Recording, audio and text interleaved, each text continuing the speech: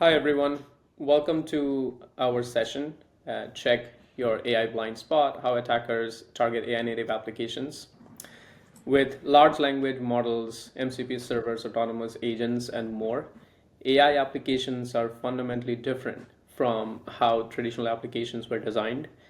And attackers are actually using these differences, taking advantage of these differences and the security team's unfamiliarity with these differences to find new ways to bypass existing security controls and exploit application vulnerabilities. Join Steve Stone from Sentinel-1 and Roshan Piyush from Traceable by Harness and Aspen Labs as they share real-world examples of how the new threats are evolving and what they are seeing as through their research. A bit about Steve. Steve Stone serves as the Senior Vice President of Threat Discovery and Response at Sentinel-1, where he leads the company's threat intelligence function, Sentinel Labs research team, and Watchtower managed hunting operations. Stone brings over 15 years of experience in threat intelligence and incident response, including stints at Rubrik, Mandiant, IBM, and FireEye. Roshan Piyush is the head of security research at Harness and Aspen Labs with a decade of experience in building security solutions. His primary focus right now is on application security and AI research, solving security for both AI and API security use cases. And I am Ayan Halder. I'm on the product management team here at Traceable by Harness, focused on building runtime protection solutions. So, question to Steve. To set the stage, everybody here probably read what comes or reads what probably comes to the news feeds. There's a lot of hype out there, and it's hard to differentiate between the hype from the reality. So, tell us a bit about what's happening out there, and how is that different from the market hype? Yeah, so let me just first say thanks for having me on. I'm really excited to be here with Harness. Really seeing the other sessions like this is going to be a great event your folks are putting together. I think that's a great question. That's one of the ones we get asked the most. Number one question I'm asked anywhere I go is, what is actually happening? I'm sure we'll definitely dive into that. But I think to your question of like what's different, real versus hype, I think there's a couple. I think one is what's being lost is how fast this is progressing. What the real world events that we're seeing do not match all the hype. They don't yet. However, the speed with which we're seeing evolution and directionality here is really fast. So I think that's a really important topic. I think the second part is, along with the actual ways that we're seeing AI targeted and also being leveraged by attackers, one thing that I think gets missed, and you mentioned already, is this is largely a new surface area for most organizations, and it's not part of the risk calculus. So on top of the realities of the attacker space, there's a real harsh reality that most organizations aren't really even thinking about this when they think about their security and risk model. And that itself gets lost in the hype cycle in the news compared to what we're actually seeing out on the streets. That makes sense. So in our AI security survey, almost 85% of respondents said that they are using open, third-party language models like OpenAI and Anthropic into their applications. And a lot, like almost 78%, said that they're using open source language models as well. So, Roshan, in organizations are building these AI native applications and making decisions day in and day out on what models to use. How should people be thinking about these or security in general about these on these language models when they are choosing one? Yeah, thank you for having me here. And yeah, it's a great question because LM security is quite new, and we are truly in the wild, wild west right now. There are a few standards that have been built around the LLM security, but it's an evolving attack surface and a constantly shifting understanding of what secure even means for the AI system. So to bring structure to the chaos, we actually tried that out ourselves, and we built a framework for all common security use cases that are being solved by the LLMs, and evaluated the top 20 model performance across these applications. Once we started building our test cases, we realized that there's a huge discrepancy in both performance and security resiliency of many of those models, and the open source ones were probably the worst performers, but the smaller models, they were very easy to target, especially with prompt injections, and they just required few words. Yeah. And one of the understandings what we thought the reasoning models will be better. They did in normal settings, but when we went into deeper conversations and with long chain of thoughts, we could actually break them as well. So understanding LLMs and the underlying architecture, how they function, becomes really important to securing them itself. And I think it's not the time itself is still evolving in security of those. Now, it's not just about choosing the right LLM, because the right implementation is important. Even the most robust models can actually fail if your business logic is not organized around those. Yeah, because you have to ensure you have your business logic and the context boundaries, the data flows properly tied and safely exposed to the LLMs. Because if they are not, your data, your system, and your security can be compromised. Yeah. For example, a perfect illustration of this comes when an AI chatbot developed by a Chevrolet dealership actually was prompt injected by a user into selling a brand new Chevy Tahoe for just $1. And this kind of understanding is where even the dealership responses was, we had no idea that the chatbot could access pricing. So it's very important that we have right set of models and right exposure in where we are using the LLMs. And just a few years ago, APIs were the biggest attack vector in the modern applications, but today we are watching AI interfaces rapidly take their place. And these are just getting smarter. Yeah, thank you for that. And actually, thank you for bringing prompt injection into the discussion. I think when we think about AI risks broadly as an industry, prompt injection has surfaced really a lot of times. And I mean, we understand that AI threat landscape is pretty broad, but one of the things that actually surprised us in the survey that we did was that security teams often mentioned, like almost 75% or more teams actually mentioned, that they understand the risks. Like they're familiar with LLMs, MCPs, servers, and the prompt engineering that could happen across the surfaces. So, Steve, like what are organizations not thinking about when they about securing their AI applications and their infrastructure? Yeah, I think the largest thing we see organizations look right past is the data that is feeding these AI models and these applications. So if we take a step back, I think from our perspective at SentinelOne, and absolutely definitely from my own viewpoint, I think the number one challenge we have across all of cybersecurity is securing data. That existed before AI. That most organizations can talk about how they secure their endpoints, they can talk about their cloud instances, they know their firewalls. Once you start asking data questions, the room tends to get real quiet real fast. And now as we move into the AI era, we've essentially doubled that problem. Because here's what's not happening. We're not seeing organizations start moving into the AI world and throw AI models on top of their production data.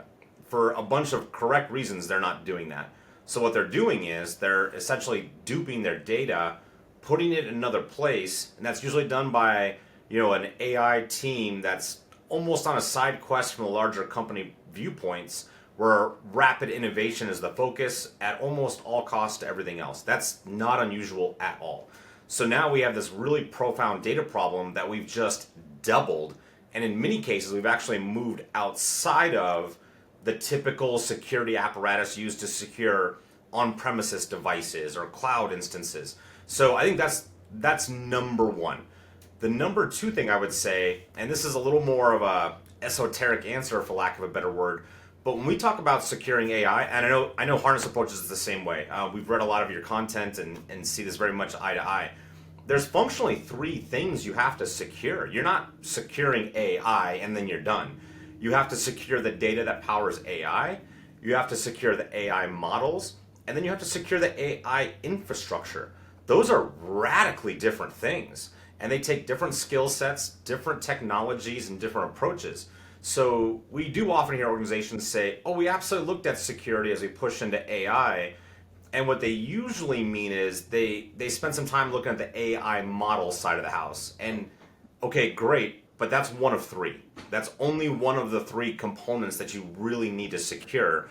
And we're not even getting into the part of like how attackers are actually using AI and securing organizations from that.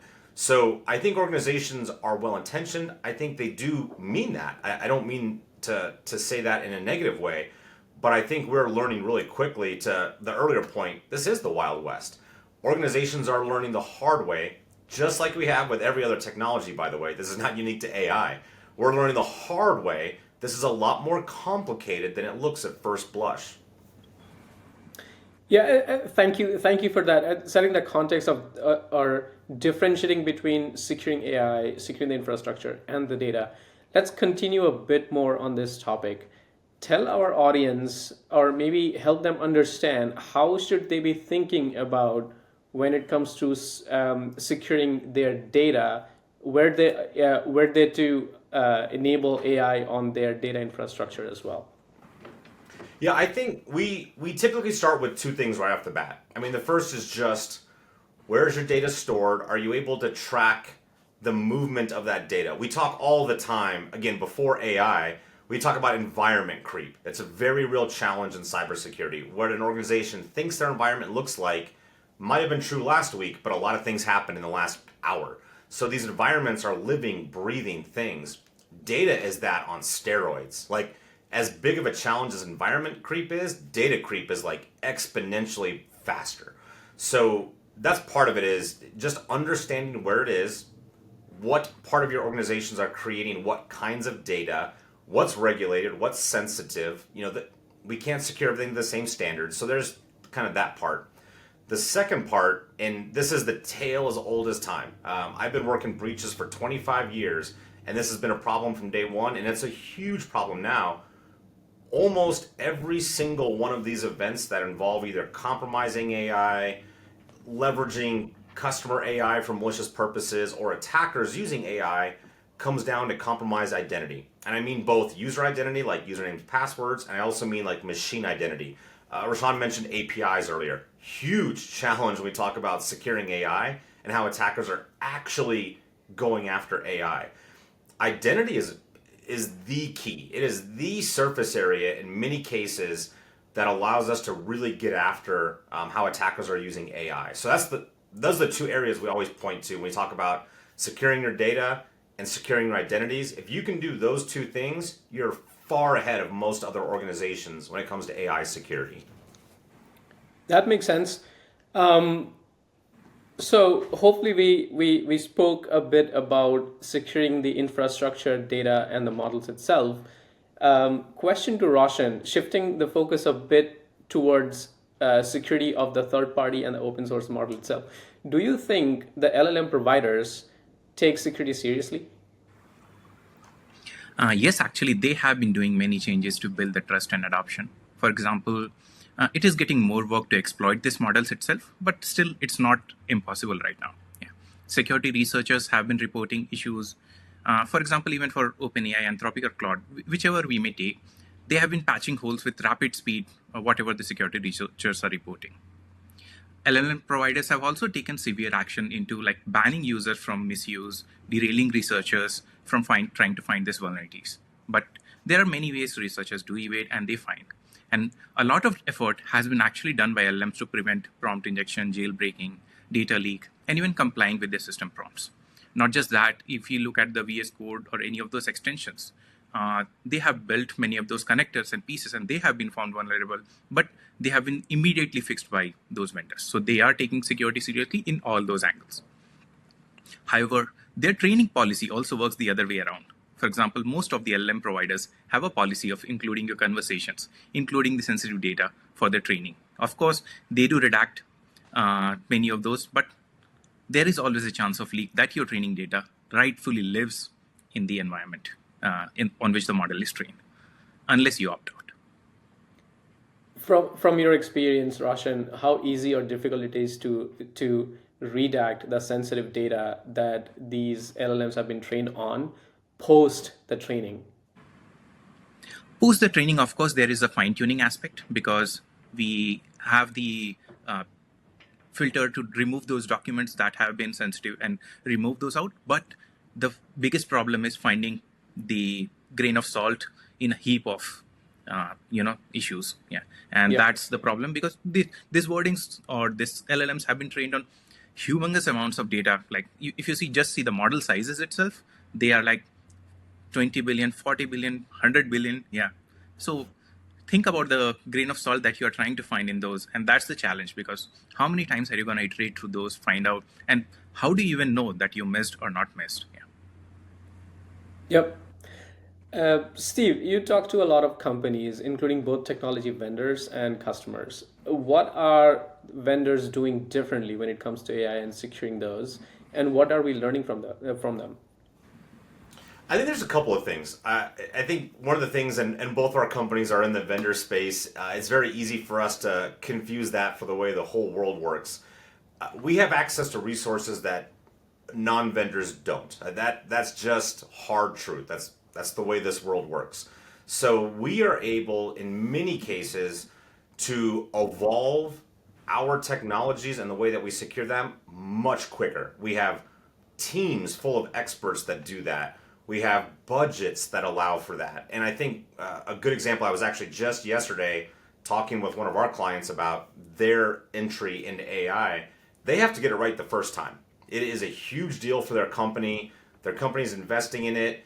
They have to land it on the first time. And so whatever they do is what they're going to live with. That's not how we do it at SentinelOne. I mean, we are constantly saying, let's build this, let's try it, let's stress test it. That actually didn't work. Throw it away, do it again. Do it again. Okay, now we're in a really, really good spot. It is really easy for the vendor space, I think, to look past how many of those opportunities we get to evolve and grow. And I think that's a double-edged sword there. I think we owe all of our clients and frankly like the larger public community two things on that. One is we owe better models. They are reliant largely on the things that we're building as vendors. We need to take that responsibility really seriously.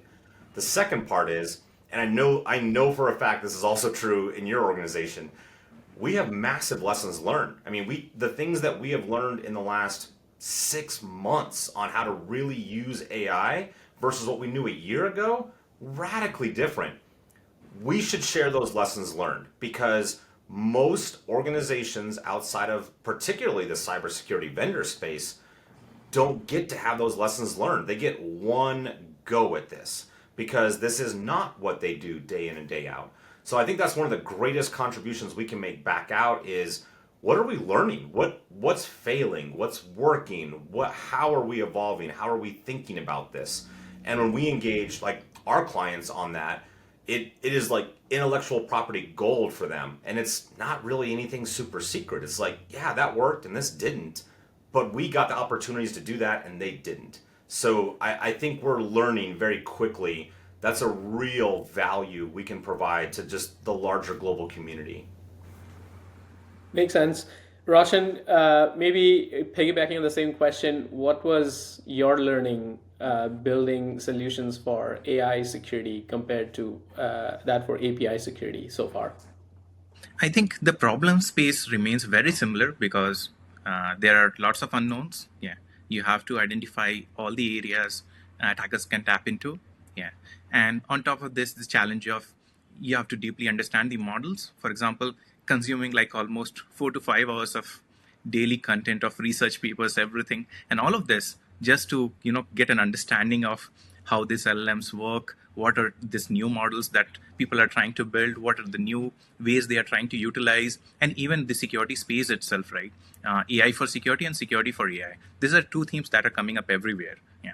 And in both of these cases, we are seeing different use cases. For example, when there is a multi-flow of agents, yeah, like agentic models, and then there are like chat applications, RAG applications, all of this together, there is always one point.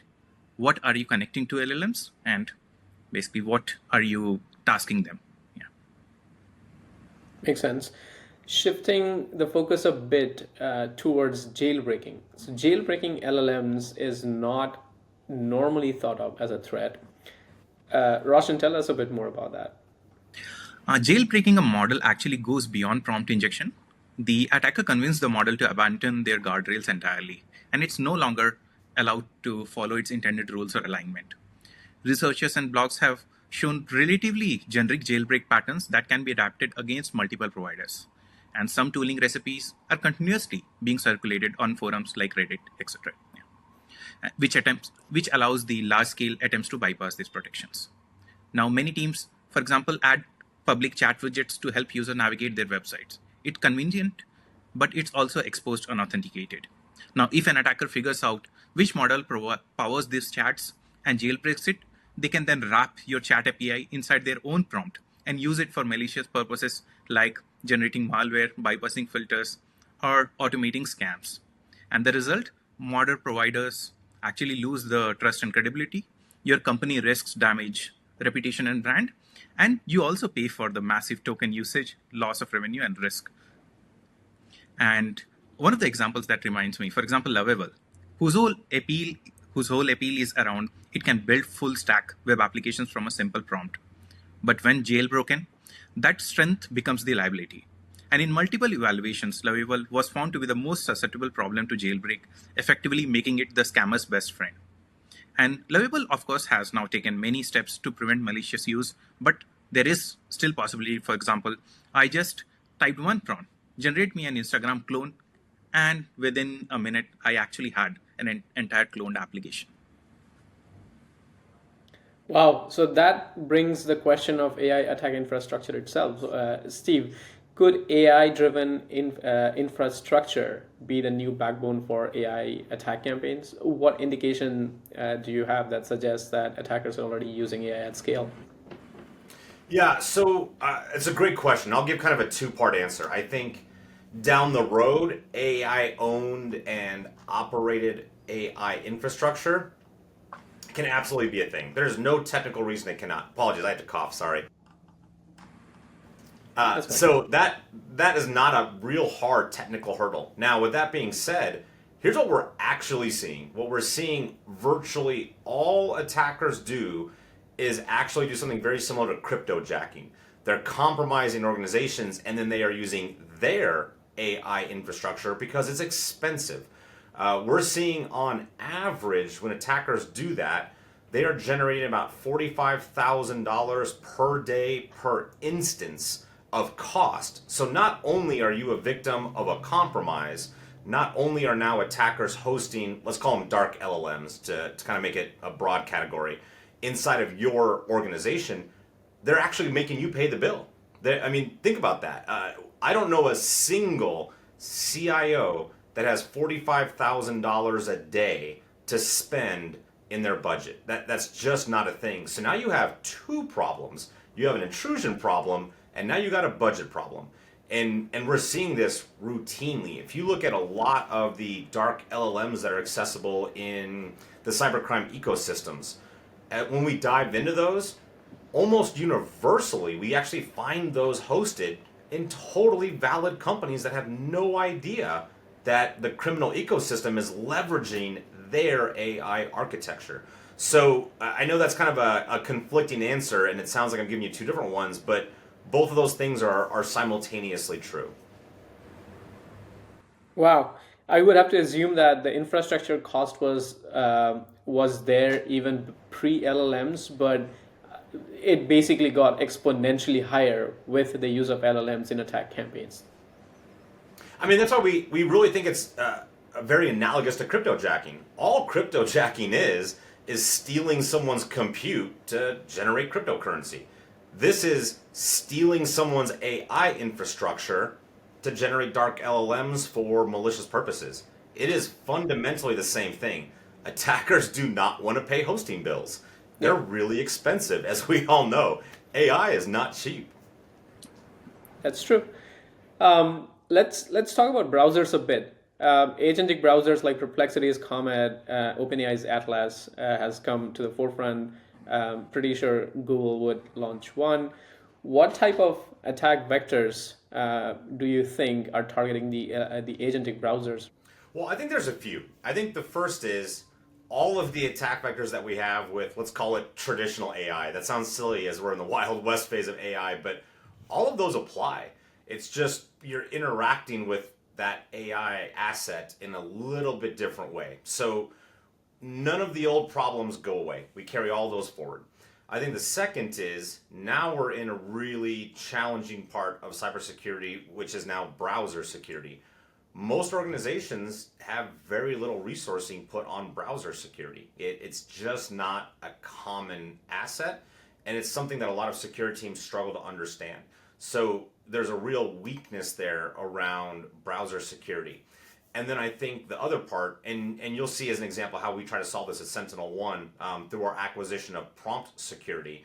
They have a very strong browser security model for exactly this, AI-driven browsers. And one of the things that we see there is there's almost a need to protect users from themselves. They might be disciplined with their other AI models, and then all of a sudden you kind of get on the web and things get a little more loose.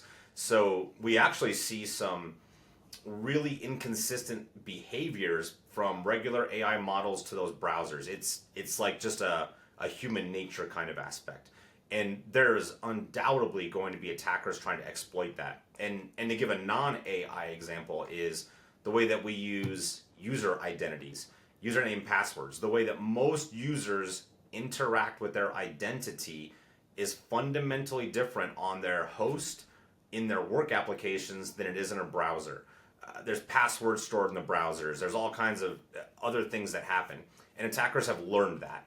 So along with all of those things we're seeing for AI and ways that attackers will target that, which are still true in the browser world, all of the things that we are seeing with browser targeting are also true in the AI browser world. Those don't go away. None of those problems get solved just because now we're using an AI-driven browser. And then just the very last thing I would say on this is we come back to that data problem we were talking earlier. The problems that we may have really struggling to secure data in our own environments, imagine that now in a browser-based world. We don't own the other side of that browser as organizations. So now not only are we completely reliant on those other organizations, in this case the browser instance, we're actually just totally blind to it in almost every single case. So I think there's really an appropriate level of focus right now in the security industry around how do we secure AI browsers, how are attackers going to go after them, because they absolutely will. It's a foregone conclusion. Do you think all the traditional attacks like phishing attempts, credential stuffing, all of these are just going to get super like turbocharged because these browsers can actually be hijacked and it has a lot of context that the traditional browsers did not have? Absolutely. I think what you're saying will be true. And I spent most of my career as an intelligence professional, so the more absolute we get, the riskier that assessment becomes. I feel really confident in that statement you just made as an assessment for two reasons. One, that's how users will use the technology, so therefore attackers must follow user behaviors. That's just the way the threat landscape works. Second is there have been significant successes in non-AI browser targeting from attackers. So this is an area that they're comfortable operating in. This is an area where they know there are radically different behaviors and where there is traditionally not as much security applications covering this space. This is comfortable terrain for attackers. So I think what you mentioned is absolutely going to be a situation. Great. Thank you, Steve. That brings us to the end of this session. Thank you, everyone, for sharing your insights and your expertise, what you have learned. Hopefully, the audience takes certain valuable lessons back from this session. Thank you, everyone.